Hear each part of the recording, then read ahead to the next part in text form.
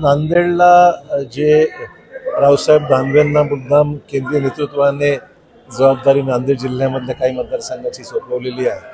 तर त्या अनुषंगाने कार्यकर्ते संवाद साधण्याकरता त्या ठिकाणी आलेले आहेत. आगामी होणाऱ्या निवडणुकात त्याची पूर्वतयारी आणि कार्यकर्त्याचं मनोगत अशा अनेक पद्धतीने चर्चा झाली आणि चांगली चर्चा झाली. मालवण येथे आज नारायण राणे आणि ठाकरे समर्थक भिडलेले आहेत. कुठल्या मुद्द्यावर? ते शिवरायांच्या पुतळ्यावर. त्याच्यात राणे असं म्हणालेले आहेत की एकेकाला घरात घुसून मारेल, धमकीवजा इशारा दिलेला आहे. मला वाटतं की हा विषय समोपचाराने सामंजस्याने सोडण्याची गरज आहे.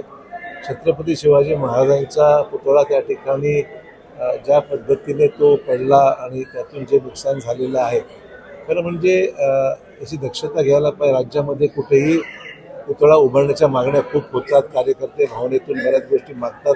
सरकारलाही निर्णय घेण्यापासून फार अडचणी होतात आणि त्यामुळे सगळ्या पद्धतीने त्याचा विचार, पर्यावरणाचा विचार करावा लागतो. हवेचा विंड व्हेलॉसिटी किती आहे, कारण त्याच्यामध्ये अशा घटनेमुळे लोकांच्या भावना दुखवतात आणि त्यामुळे अशा अनुचित प्रकार घडू नयेत आणि त्यातून असे वादही निर्माण होऊ नयेत याची काळजी घेण्याची गरज आहे. एबीपी माझा, उघडा डोळे बघा नीट.